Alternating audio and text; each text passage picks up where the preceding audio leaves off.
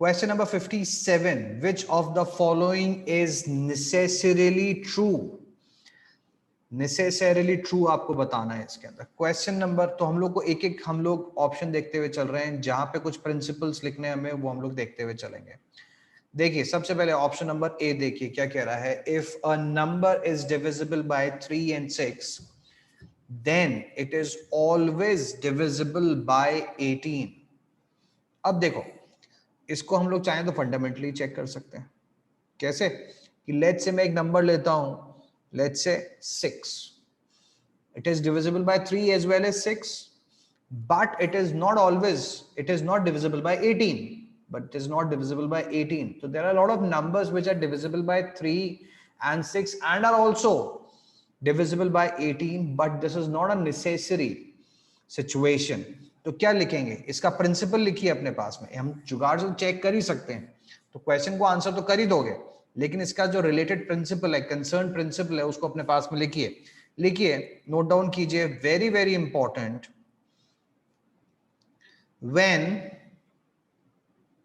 when a number when a number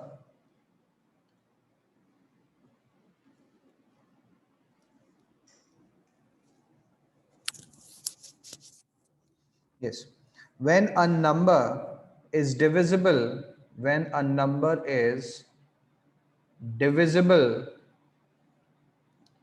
by a and b, by a and b, then the maximum, then the maximum, then the maximum divisor or factor, then the maximum factor of that number,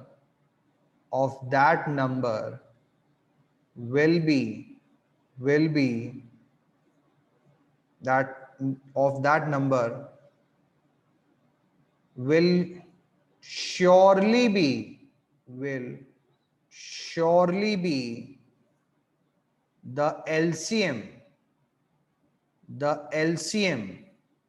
of A and B and not their product. क्या कहा है इसने? अभी मैं तुम लोग को एक एग्जांपल दिया, मैंने क्या कहा तुमसे कि एक नंबर ले लो, लेट्स से 6, तो नंबर 3 और 6 से दोनों से डिविजिबल है कौन? 6, but it is not necessary divisible by 18। ये तुम्हारे लिए 18 कहां से लेके आया? इसने तुमसे कहा कि 3 and 6 का मल्टीपल है 18, तो अगर कोई नंबर 3 और 6 दोनों का मल्टीपल होगा, तो उस कंडीशन के अंदर वो उनके प्रोडक्ट का भी मल्टीपल होगा। This situation is applicable necessarily if and only if A and B are co-prime in nature, right? So देखिए, लेट्स से मैं बात करता हूं, ये प्रिंसिपल यहां पे फेल हो गया, लेकिन अगर 3 और 8 की बात कर रहे हो, तो क्योंकि 3 और 8 को-प्राइम है, तो यहां पे 24 ही इनका एलसीएम भी होगा और इनका प्रोडक्ट भी होगा। समझ रहे हो? तो when A and B are co-prime in nature, their LCM and product will be same. तो इसलिए इन कोई भी मल्टीपल जो होगा वो 3 और 8 का, वो 24 का भी मल्टीपल बन के आएगा। But if they are not co-prime in nature, as in this case, then the number will not necessarily be a multiple of their product, right kids? Next देखिए B क्या कह रहा है? If a number is divisible by 4 and 6, then it is always divisible by 24. It is always divisible by 24 as well. बताइए यहाँ पे, if a number is divisible by 4 and 6, then it is always divisible by 24.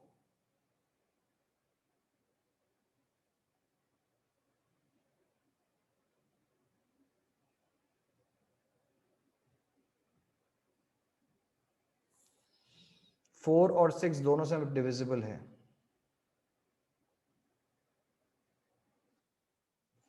बताइए सही है कि नहीं है? This is again an application of above number. जो हम लोगों ने ए में देखा एग्जैक्टली वही चीज हमें बी में भी दिखाई दे रही है, एग्जैक्टली वही चीज हमें बी में भी दिखाई दे रही है। तो this is false due to same reason. This is false due to same reason. Next देखिए C, if a number is divisible by 24 then it is always divisible by 4 and 6. देखिए ये देखिएगा इंपॉर्टेंट है, ये देखिएगा इंपॉर्टेंट है। क्या हुआ है यहाँ पे? If a number is divisible by 24 then it is always divisible by 4 and 6. This is true. This is true. Why? Reason क्या है इसका? इसका रीजन है because 4 and 6 are factors of 24। तो हमें क्या जनरलाइज प्रिंसिपल मिला? हमें क्या जनरलाइज प्रिंसिपल मिला है बच्चों? यहां पे बहुत ही इंपॉर्टेंट, आई एम एक्सपेक्टिंग कि तुम्हें ये पहले से पता होगा, लेकिन इसको हम लोग प्रिंसिपल फॉर्मेट में पहली बार लिख रहे हैं। प्रिंसिपल फॉर्मेट के अंदर पहली बार लिख रहे हैं। क्या कह रहे हैं? If a number is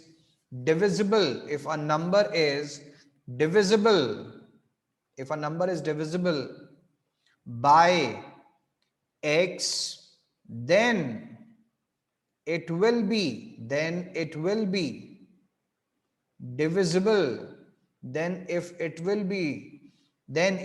divisible by all the factors of x as well. It will be divisible by all the factors of x as well. आपने एक नंबर को, भाई सिंपल सी कहानी क्या हुई, लेट्स से एक नंबर है 100, अगर ये 20 से डिवाइड हो गया, कैंसिल आउट हो गया ना, तो मैं 20 को अगर किसी और मल्टीपल के फॉर्मेट में लिख देता हूं, लेट्स से 4 into 5 लिख दूं तो भी कैंसिल आउट होगा। मैं इस नंबर को 1 into 20 लिख दूं तो भी कैंसिल आउट हो जाएगा। तो ये कैंसिल, मेरे फैक्टर से तो कैंसिल आउट होना ही है ना, 20 के सारे फैक्टर से भी कैंसिल आउट हो जाएगा, ऑब्वियस सी बात है। Therefore c is definitely true. D देखिए क्या कह रहा है? डी कह रहा है if the sum of digits of a number is divisible by 3 then the number is always divisible by 9। क्या बोला इसने? 3 का डिविजिबिलिटी रूल 9 पे लगा दिया। क्या बोला? if the sum of digits of a number is divisible by 3, यानी कि एक नंबर है जो कि 3 से डिविजिबल है, उसका sum of digits 3 से डिविजिबल होने का मतलब है कि that entire number is divisible by 3। तो if a number is divisible by 3 then the number is always divisible by 9। not necessarily true, this is not necessarily true। every multiple of 3 is not necessarily a multiple of 9 as well, right kids? Therefore option number D is false. Option number D is false. We have got several such examples. 3 is such a number, 6 is such a number which is divisible by 3 but not divisible by 9. Then we have got 24 is a number which is divisible by 3 but not divisible by 9. So there are several such numbers which are divisible by 3 but not by 9. For a number to be divisible by 9, the sum of digit of that number has to be divisible by 9। यानी कि 9 का divisibility rule apply होना चाहिए, ना कि 3 का। E क्या कह रहा है? If a number is divisible by 18 and 24 then it is always divisible by 54। क्या बोलते हो? क्या बोलते हो? यही जो हमने A और B में जो प्रिंसिपल लगाया, एग्जैक्टली वही प्रिंसिपल हमारे पास में 18, एग्जैक्टली वही प्रिंसिपल हमारे पास में ऑप्शन नंबर ई में भी आ रहा है, यानी कि 18 एंड 24। तो 18 एंड 24 के बेसिस पे आप क्या कह सकते हो? 18 और 24 का एलसीएम कितना हो जाएगा? 18 और 24 का एलसीएम कितना हो जाएगा? 18 एंड 24 का एलसीएम इज 72। तो इन दोनों के बेसिस के ऊपर what you can say is कि 72 के मल्टीपल्स होंगे सारे के सारे। अगर कोई नंबर 18 और 24 से जो भी दोनों से मल्टीप्लाई हो रहे हैं जो नंबर, वो डेफिनेटली 72 से भी मल्टीप्लाई होंगे, बट 54 से नेसेसरीली मल्टीप्लाई वो नहीं होंगे, याद रखिएगा, right. Question number 58, question number 58 देखिए, question number 58. If 6 is added to a number, it becomes divisible by 7. How many such numbers are there between 0 and 100? सोचो जरा, क्या बात बोली है आपसे? If 6 is added to a number, it becomes divisible by 7. It becomes divisible by 7. How many such numbers are there between 0 and 100? बताओ जरा, सोचो जरा क्या होना चाहिए इसके अंदर.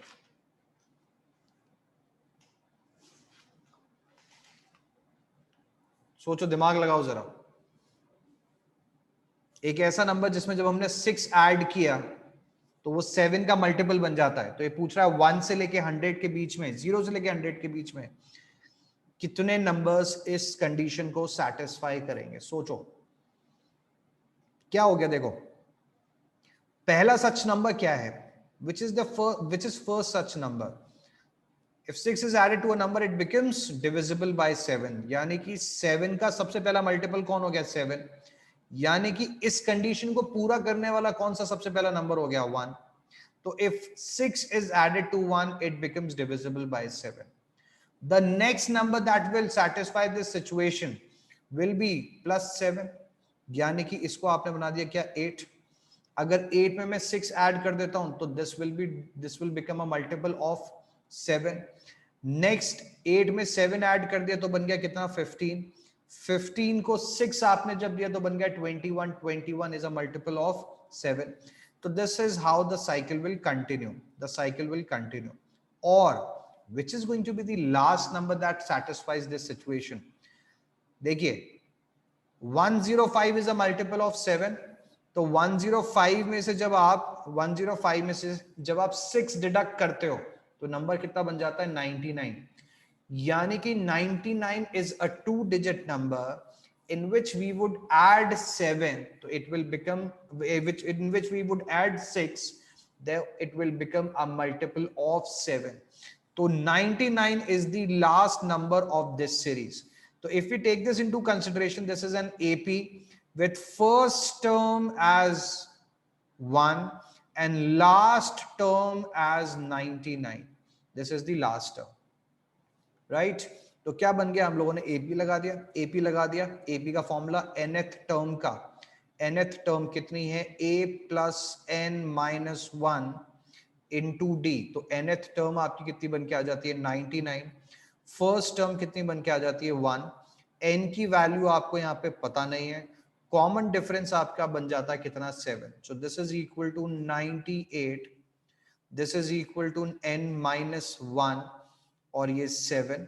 तो n minus 1 की वैल्यू बन जाती है कितनी? दिस इज इक्वल टू 7 1 जा 7, 7 4 जा 28. तो n की वैल्यू बन जाएगी कितनी? 15. So your answer will be option number C. So there are 15 such numbers which are satisfying this particular situation. कोई डाउट हो तो बताइए बच्चों. I hope this is clear. ठीक है, मैं क्या खाली क्वेश्चन को समझ लो क्या कहना चाह रहा है वो. नलिन, कौन सी एक थ्योरम के लिए कह रहे हो बेटा वापस समझाने के लिए?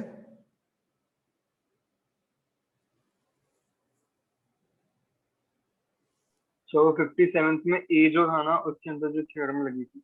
अच्छा ठीक है, कुछ भी नहीं.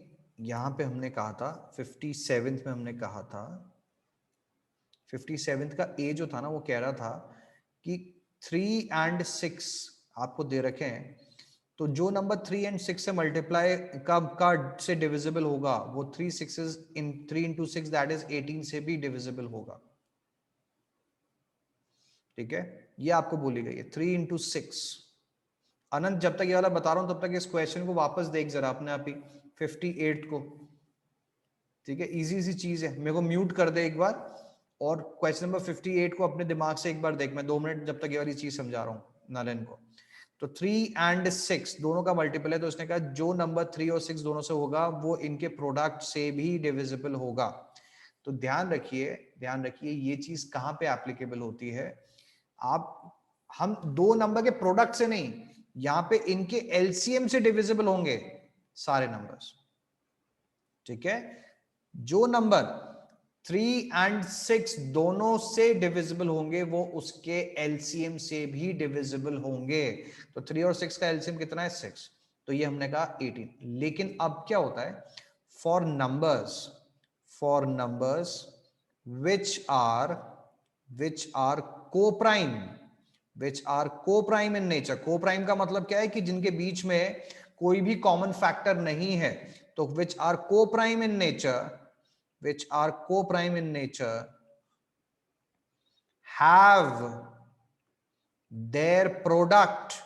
have their product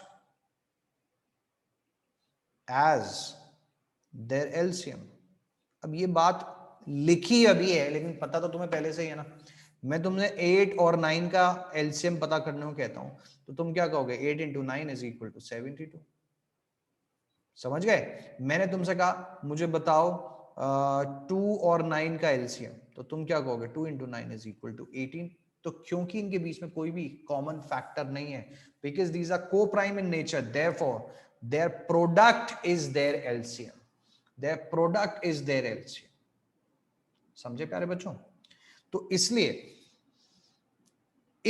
उस कंडीशन के अंदर क्या होगा कि आप कह सकते हो कि ये प्रोडक्ट जो होगा ना, इनका जो प्रोडक्ट होगा, अगर कोई नंबर ए और बी दोनों से डिविजिबल है, हमने कहा कोई नंबर 2 और 9 दोनों के मल्टीपल हैं, तो वो 18 के भी मल्टीपल होंगे। तो हम कहेंगे yes this is true because 2 and 9 are coprime in nature. But does the same principle apply on 3 and 9 as well? तो 3 into 9 which is equal to 27, तो यहां पे ये applicable नहीं होगा because 3 and 9 are not co-prime in nature. Therefore their LCM is equal to 9. Their LCM is different from their product. इसलिए यहां पे applicable नहीं है। नलिन, क्या बात समझ में आई है अब? Yes sir.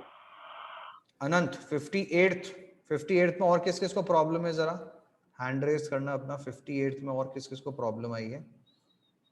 ओके धुन, हु एल्स? भाई 58th में उसने एक लविश, ओके 58th में उसने एक बहुत सिंपल सी बात बोली है बच्चों तुमको, एक कंडीशन उसने पूरी करने को कहा। उसने कहा if 6 is added to a number it becomes divisible by 7।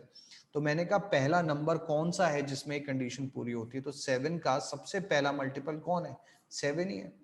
तो 7 में से 6 रिड्यूस किया तो नंबर कितना आ गया? 1। तो 1 इज द नंबर जो सबसे पहला नंबर जो इस कंडीशन को सेटिस्फाई करता है, राइट? सेकंड नंबर कौन हो जाएगा? 7 का सेकंड मल्टीपल कौन है? 14 है। 14 minus 6 is what? 8। Therefore the second number will be 8। 7 का थर्ड मल्टीपल कौन सा है? 21। 21 माइनस 6 इज इक्वल टू 15। तो थर्ड नंबर क्या हो जाएगा? 15। तो clearly and obviously this becomes an AP, जहां पे कॉमन डिफरेंस कितने का चल रहा है? 7 का चल रहा है। तो द लास्ट, तो ये एक एपी बन गई है जिसकी पहली टर्म है 1, कॉमन डिफरेंस मिल गया अपने को। पहली टर्म है कितनी? 1। कॉमन डिफरेंस अपने को मिल गया यहाँ पे ऑब्वियसली 7 का, क्योंकि 7 के मल्टीपल्स बना रहे हैं। And we just need to identify the last term of this particular series.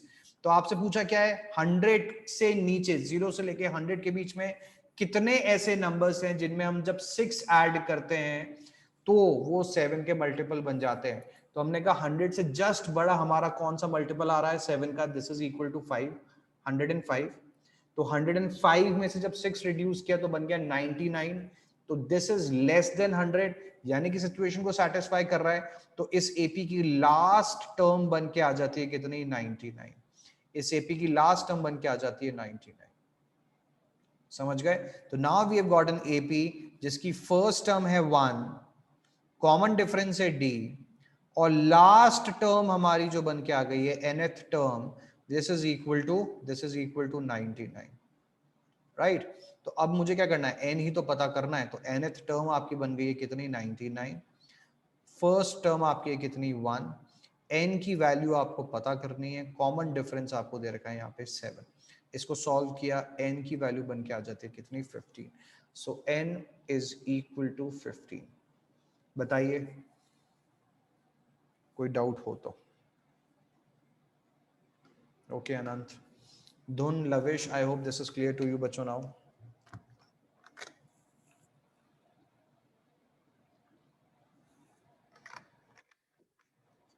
चलो आ जाओ क्वेश्चन नंबर 59 पे। Question number 59, a number when divided by 899 gives a remainder of 63. If the same number is divided by 29, the remainder will be what? The remainder will be what? बताओ जरा, सोचो जरा क्या हुआ, क्या किया हमने, देखो यहाँ पे क्या किया जाए। 59, a number when divided by 899 gives a remainder of 63. तो देखो अगर मैं उस नंबर का एक जनरल फॉर्म ले कि ऐसी सिचुएशन को सेटिस्फाई करने वाले कितने नंबर्स होंगे या उसकी जनरल फॉर्म क्या होगी, तो हमने क्या कहा 899 से किसी नंबर को डिवाइड किया था तो हमने उसको नंबर से मल्टीप्लाई कर दिया था और रिमाइंडर था 63, तो 63 उसको हमने वापस दे दिया, तो that number will be, general form क्या आ गई उस नंबर की 899 इंटू एक्स प्लस 63। समझ गए बच्चों? ठीक है, ये आ गया आपके पास में। अब आपसे क्या पूछा है इसने, अब ये आपसे पूछा है if the same number is divided by 29 the remainder will be, तो हमने कहा इसको 899 को और 63 को, भाई दोनों को अपने को इनको किससे डिवाइड करना है, 29 से डिवाइड करना है।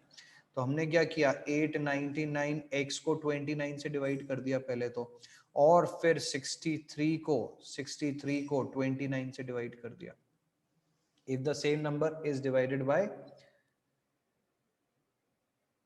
ठीक है, कर दी बात हम लोगों ने। अब देखो 29 से अगर मैं 899 को 29 से डिवाइड करता हूं तो 899 डिवाइडेड बाय 23, तो ये आपके पास के अंदर 899 डिवाइडेड बाय 23 की अगर आप बात कर रहे हो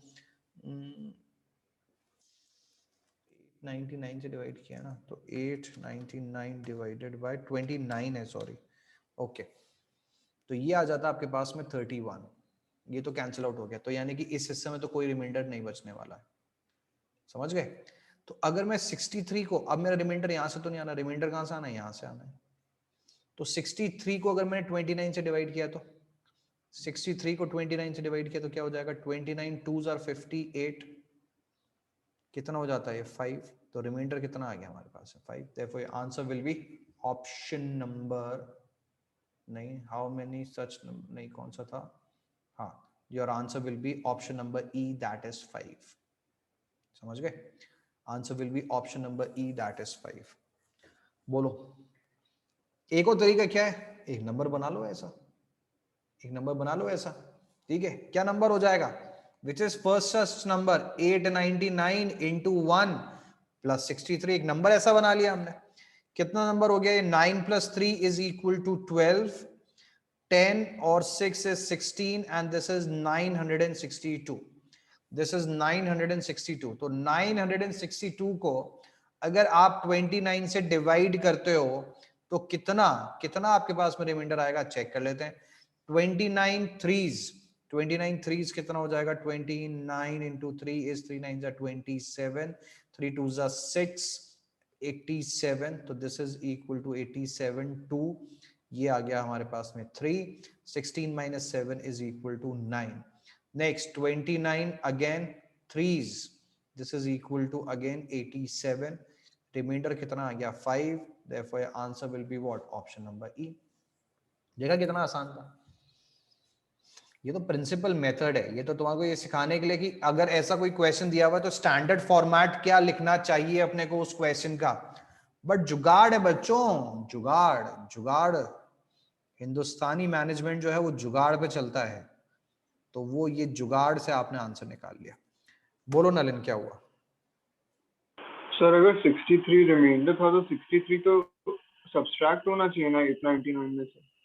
क्या सर तभी तो वो नंबर आएगा जो प्रॉपर्ली डिविजिबल है। नंबर व्हेन डिवाइडेड बाय 89, तो कोई एक नंबर रहा होगा, अरे अपने को भाई नलिन, अपन ने 6 को डिवाइड किया, नहीं 6 को नहीं 7 को डिवाइड किया 2 से, तो रिमाइंडर कितना आया 1। तो ये रिलेशनशिप कैसे स्टैब्लिश होगी? What is this number, how do we get to this number? We'll multiply 2 that is the divisor by the question and would add remainder. तो वही तो यहाँ पे किया हमने, ठीक है।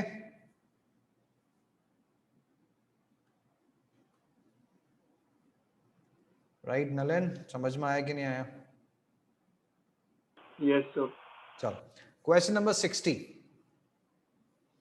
Question number 60. The LCM and HCF of 3 by 2, 10 by 6 and 15 by 4 is what?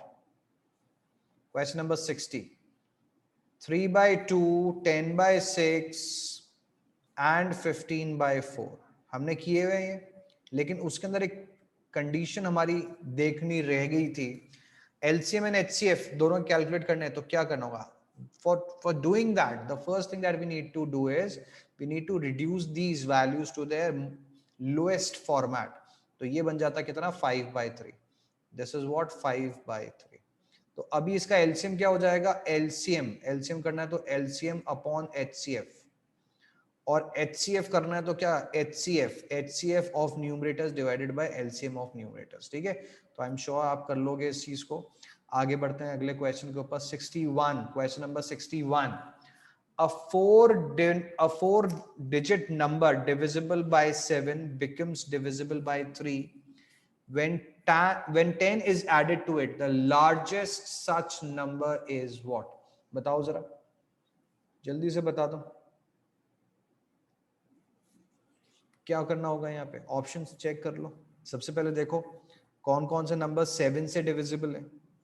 सबसे पहले देखो कौन कौन से नंबर 7 से डिविजिबल है।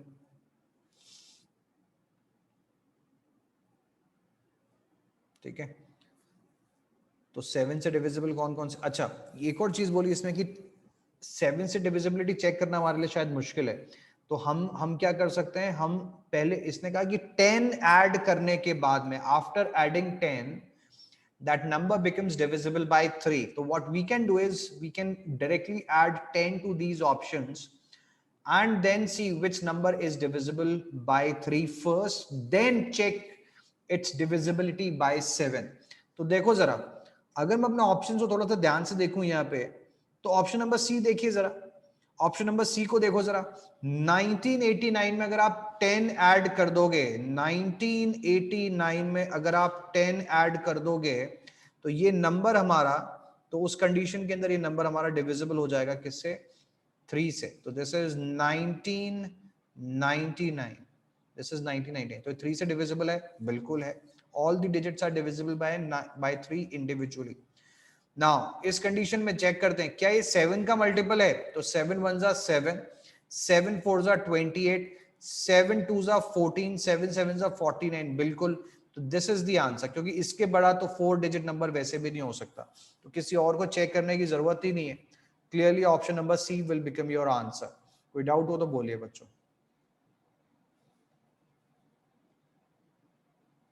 Next question number 62।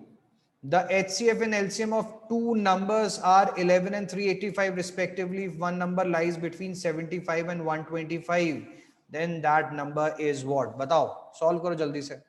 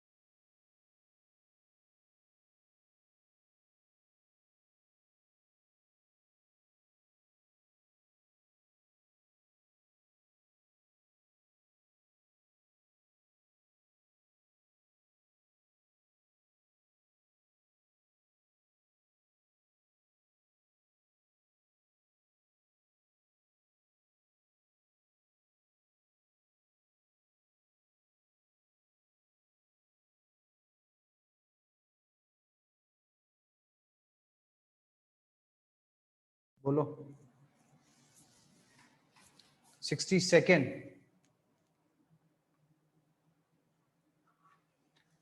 HCF and LCM of two numbers are 11 and 385। हम लोग इस तरह के क्वेश्चंस बहुत सारे कर चुके हैं बच्चों। अब LCM into HCF, तो ये 11 into 385। अब आपके पास में कोई एक नंबर है जो कि लाई करता है कहाँ पे, 75 एंड 125 के बीच में। तो आप क्या चेक करोगे यहाँ पे कि इनमें से कौन सा नंबर है जो इस सिचुएशन को सेटिस्फाई करता है। ठीक है, कौन सा नंबर इस सिचुएशन को सेटिस्फाई करता है।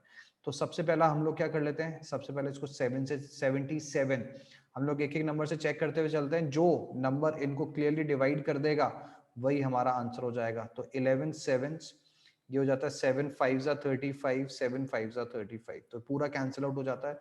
Therefore this is the number, right. Option number b हमारा आंसर नहीं हो सकता है। 3 का मल्टीपल 9 का मल्टीपल ये है नहीं। 9 का मल्टीपल है क्या, 8 3 11, नहीं है, बिल्कुल भी नहीं है। 110 का मल्टीपल ये नहीं है, कैंसिल आउट नहीं करेगा। 66 को भी कैंसिल आउट नहीं करेगा। तो the only option that satisfies this situation is option number A, that is 77. So your answer will be option number A. Question number 63. The LCM of the given value is what? ये question तुम्हें आते हैं, हम नहीं कर रहे। Question number 63 अपने आप कर सकते हो आप। Question number 64. What will be the remainder when the given value is divided by 9? देखिए 64, क्वेश्चन नंबर 64 क्या बोला है, इस नंबर को जब आपने, जो गिवन नंबर है 36193 42797 और 56893, जब इन नंबर्स को हम लोगों ने डिवाइड किया है 9 से, तो हमारा रिमाइंडर कितना बनेगा, ऐसा पूछा गया है। Now we do not need to divide these numbers with 9. What we can do is we can simply add on the digits to see by what amount are they missing out to become a multiple of 9. तो देखिए जरा इसको देखते हैं। सबसे पहले 3 plus 6 9 plus 1 10, 10 plus 9 is 19 and 20, 19 plus 3 is 22, 22। तो यानी कि इसका पहला वाला कौन रहा होगा, 18। तो इसका रिमाइंडर कितना बच के आ जाएगा बच्चों, 18। ये आया था हमारे पास में कितना, 22। तो इसका रिमाइंडर कितना बच के आ जाएगा, दिस इज 4। इसका रिमाइंडर कितना बच के आ जाएगा, 4।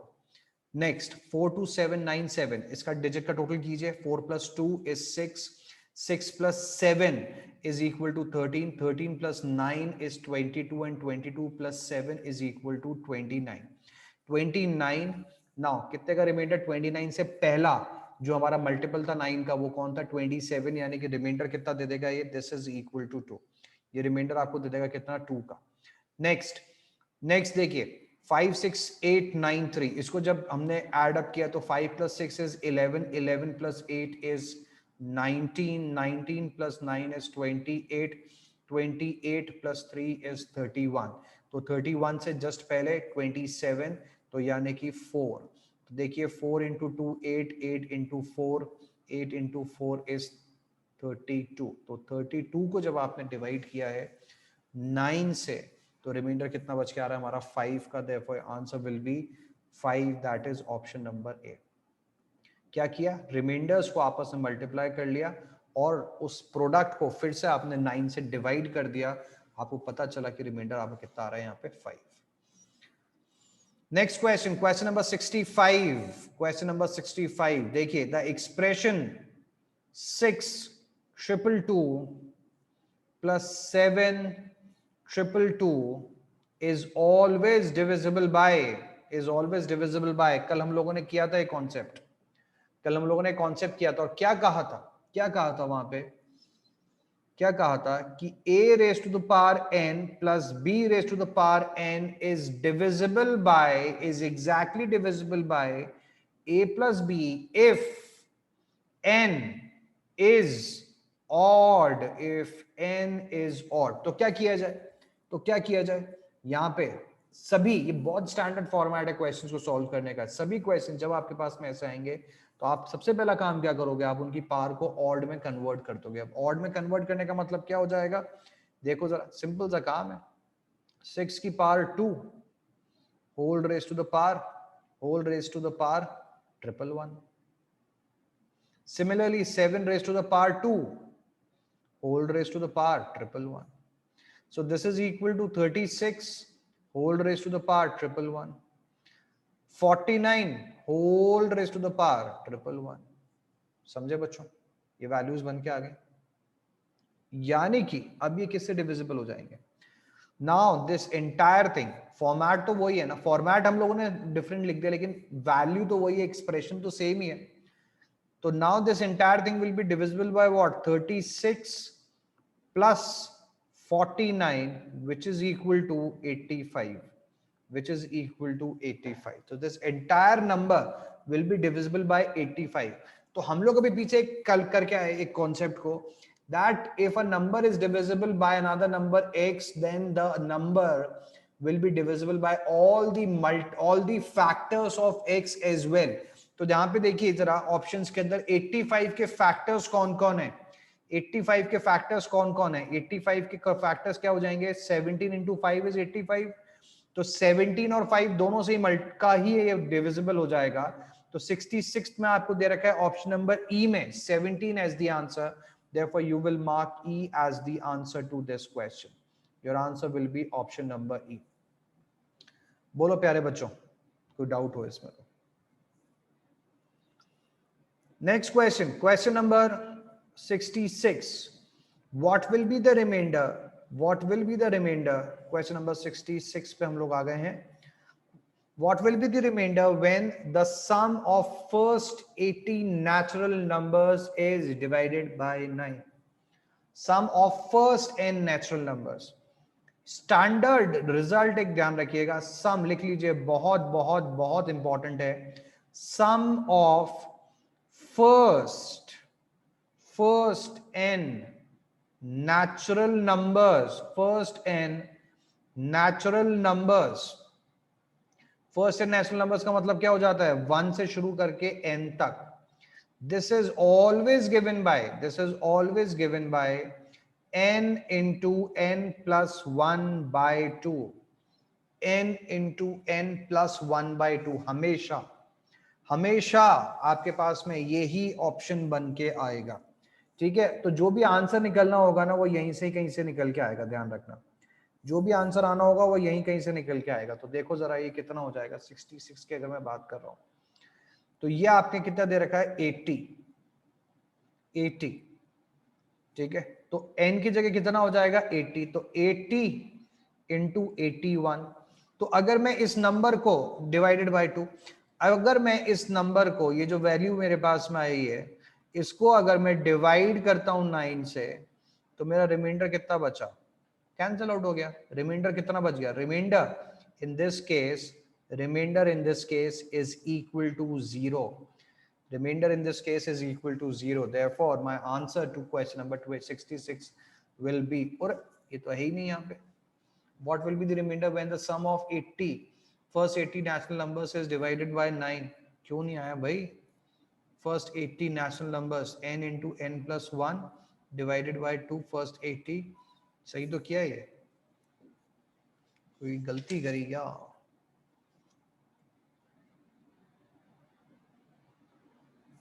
जीरो ही आएगा, 66 के अंदर जीरो दे ही नहीं रखा. अच्छा मैंने what will be the remainder, HHC, zero is the answer. Answer zero ही आएगा बच्चों. ठीक है, ठीक है. अच्छा एक और तरीका क्या है इसको चेक करने का, एक और तरीका क्या है, हमने कहा एक एपी बना देते हैं. एपी के अंदर क्या है, फर्स्ट टर्म कितनी है 1, लास्ट टर्म कितनी है 80. तो इनका सम कितना हो जाएगा, इनका सम कितना हो जाता है, n/2. Sum of AP is equal to n/2 into a plus l. तो कितने नंबर्स हो गए, ये 80 नंबर्स हो गए, 80 नंबर्स हो गए डिवाइडेड बाय 2. फर्स्ट टर्म कितनी है 1, लास्ट टर्म कितनी है 80. So this is equal to what, 80/2 into 81. तो दिस इज 40.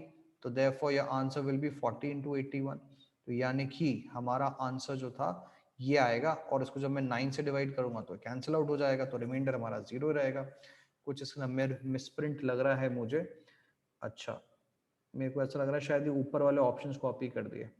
इसको एक ऑप्शन को 0 बना देते हैं बच्चों, कौन सा था 66 का आंसर क्या दे रखा है इसने 66 का आंसर दे रखा है ई तो 66 का जो ई है उसको हम लोग 0 लिख देते हैं 66 इसको तो छोड़ देते हैं 1 और ई मुझे लग रहा है ये ऊपर से गलत कॉपी होके आ गए टाइप होते हुए तो दिस इज इक्वल टू 0 चलो क्वेश्चन नंबर 67 देखिए find the greatest number less than 10,000 which is divisible by 48 60 and 64 again a very prominent and common category of question ठीक है आपको एक लिमिट सेट कर दी और आपसे कहा कि 48 60 एंड 64 ठीक है आपको क्या फाइंड करना है एक जनरल फॉर्मेट क्या है इसका अ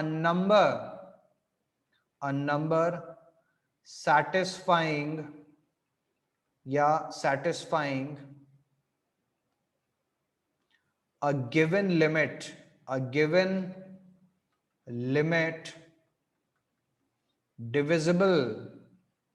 divisible by a b c क्या कैसे करोगे calculate firstly calculate LCM of a b and c firstly calculate LCM of a b and c and then ये आपके पास में आपका आंसर जो होगा वो इसी का ही कोई मल्टीपल बन के आएगा तो आपने क्या किया सबसे पहले आपने 67 के अंदर 48 60 और 64 का एलसीएम पता लगा लिया तो 48 का एलसीएम 2 24 2 12 2 6s 2 3s 3s 1 तो this is equal to 2 raised to the power 4 into 3 raised to the power 1 next number आपके पास में गिवन है यहाँ पे 60 का प्राइम फैक्टराइजेशन करेंगे तो 2 30 2 15 3 5 5 1 नेक्स्ट तीसरा नंबर आपको दे रखा है कौन सा इसके अंदर 67 में थर्ड नंबर है 64 तो इसके प्राइम फैक्टराइज हो गए हैं कितने 2 raise to the power 2 into 3 raise to the power 1 into 5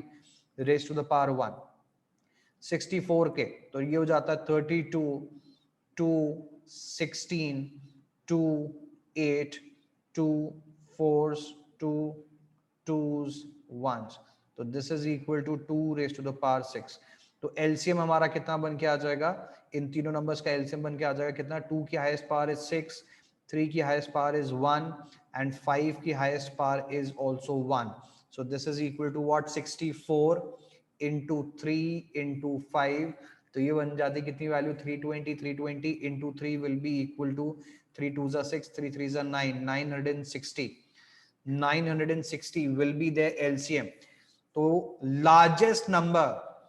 largest number less than 10,000 आपको बोला हुआ है यहाँ पे लार्जेस्ट नंबर लेस देन 10,000 कितना हो जाएगा 9600 जो कि इन तीनों को सेटिस्फाई करता होगा इन तीनों की का मल्टीपल बन के आएगा therefore answer will B option number E answer will B option number E question number 68 what is the product of all the factors of 24 के सभी फैक्टर्स का प्रोडक्ट तो 24 के सभी फैक्टर्स लिख लो सबसे पहले कैसे बनेंगे फैक्टर्स 1 से काउंट करना शुरू करेंगे 1 into 24 is equal to 24 क्या 2 फैक्टर है यस तो 2 into 12 is equal to 24 क्या 3 फैक्टर है यस तो 3 into 8 is equal to 24 क्या 4 फैक्टर है यस तो 4 into 6 is equal to 24 क्या 5 फैक्टर है नहीं फिर वापस से हमारे फैक्टर्स रिपीट होने लग जाएंगे यानी कि 6 into 4 8 into 3 तो ये रिपीट होने लग जाएंगे तो फैक्टर्स कौन कौन से निकल के आए हैं 1 है 2 है 3 है 4 है 6 है 8 है 12 है और 24 है इन सभी का प्रोडक्ट आपको बताना है क्या है समझ गए तो इन सभी का जो प्रोडक्ट आ रहा है बच्चों इन सभी का जो प्रोडक्ट आ रहा है दैट इज इक्वल टू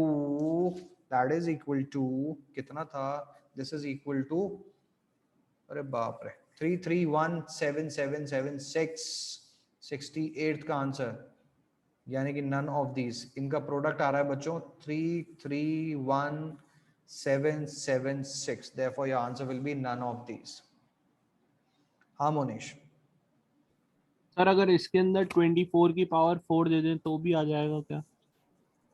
24 की पावर 4 भगवान जाने कहाँ कहाँ पे पहुंचेगा भाई, सर कौन कौन हो जाएगा उसका ये फैक्टर।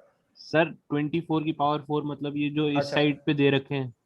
नहीं तो 24 की पावर 4 भी अगर आप बताओगे तो फिर तो बहुत सारा आ जाता है ना बेटा, फिर तो बीच में बहुत सारे आ जाएंगे ना, फिर तो 24, 48, 96 वो सभी आ जाएंगे, नहीं मल्टीप्लाई करते चलोगे। मतलब जैसे अपन 1 इंटू 24 कर रहे हैं, इससे अच्छा डायरेक्टली इधर से इस साइड वालों को इंटू कर दे। नहीं, फैक्टर्स लिखने का कायदा यही है। नेक्स्ट वीक हम लोग फैक्टर्स के ऊपर डेडिकेटेड पूरा एक चैप्टर देखेंगे जिसमें से बहुत भारी भारी क्वेश्चंस जो तुम्हारे एग्जाम्स के अंदर अपीयर कर सकते हैं और बहुत मजेदार चीज भी है वो, ठीक है, ऐसे ही वर्क करना पड़ेगा इसको। Question number 69. LCM of two positive integers is 120 and GCD that is HCF is 6. Find the two integers. Simple सा चीज है, LCM into HCF ही तो करना है और फिर आपके पास में देखना है कि वो प्रोडक्ट किससे मैच हो रहा है। तो हमें यहाँ पे देखना होगा 12 into 6 that is 720, तो इनमें से किसका प्रोडक्ट 720 आ रहा है, तो केवल B का प्रोडक्ट 720 आ रहा है, therefore 69th का आंसर हो जाएगा ऑप्शन नंबर बी। ठीक है, चलो last question for this exercise, question number 70। What is the reminder when the given value is divided by 5? Extremely important बच्चों, बहुत ही ज्यादा इंपॉर्टेंट क्वेश्चन है। क्वेश्चन नंबर 70 फैक्टोरियल्स के ऊपर बेस्ड क्वेश्चंस, और एक बार को देखने में डर लग जाता है, लेकिन जीसीडीज एचसीएफ ग्रेटेस्ट कॉमन डिविजर अनंत, बोला ना बेटा मैंने। देखो 70 को देखो क्या बोला है, आपको एक नंबर दे रखा है, सोचो ये नंबर कितना बड़ा है, 1 फैक्टोरियल, 2 फैक्टोरियल, 3 फैक्टोरियल, 4 फैक्टोरियल, और जा रहा है कहां तक, 1000 फैक्टोरियल तक। और आपसे पूछा जब इस नंबर को हम डिवाइड करेंगे किससे, 5 से, तो हमारा रिमाइंडर कितना आएगा। अब ऑब्वियसली इसको डिवाइड करके तो नहीं देख सकते, कॉमन सेंस लगाना होगा, और ट्रस्ट मी फैक्टोरियल के 99.9% क्वेश्चन जो है ना वो कॉमन सेंस से सॉल्व होंगे, रीअरेंजमेंट से सॉल्व होंगे। सोचो जरा इस बात को, फैक्टोरियल का मतलब क्या है, लेट्स से मैं कहता हूं 5 फैक्टोरियल, तो 5 फैक्टोरियल का मतलब क्या हो जाएगा, 5 into 4 into 3 into 2 into 1। 6 factorial का मतलब कितना हो जाएगा, 6 into 5 into 4 into 3 into 2 into 1। यानी कि अगर मैं 5 फैक्टोरियल से ऊपर की तरफ वैल्यूज को देखूं, 5 फैक्टोरियल्स के राइट हैंड साइड के सारी वैल्यूज देखूं, तो इनमें सब में 5 तो आ ही रहा है, because these are greater than 5, तो इनमें सब में 5 तो आ ही रहा है, तो 5 आ रहा है, तो यानी कि 5 इन सबको तो कैंसिल आउट कर ही देगा। यानी कि डिविजिबल कौन नहीं होंगे, डिविजिबल केवल ये 4 नहीं होंगे। समझ गए बात को, बाकी सारे तो एग्जैक्टली डिविजिबल हैं, तो वो तो कोई रिमाइंडर छोड़ेंगे ही नहीं 5 से डिवाइड होने पे। रिमाइंडर कौन छोड़ने वाले हैं ये, तो ये तो सिंपल सी वैल्यूज हैं। कितना हो गया, 1 into 2 plus 1 into 2 into 3 plus 1 into 2 into 3 into 4, तो ये वैल्यूज कितनी आ गई, 1 प्लस 2 प्लस 6 प्लस ये आपके पास 6 4 24, तो ये वैल्यू आ जाती है कितनी, 33। समझ गए, तो 33 को 5 से डिवाइड किया तो रिमाइंडर कितना हमारे पास में आ जाना है, 5 6 30, रिमाइंडर बच गया 3, therefore your remainder will be 3 when you divide this entire thing by 5, that is option number E will be the answer to this question। बोलो प्यारे बच्चों, कोई डाउट हो तो, सिंपल सा था, कोई खास बात नहीं थी। ठीक है, चलो अभी इसकी रिकॉर्डिंग बंद कर रहा हूं और एक बात तुम लोगों से करूं जरा,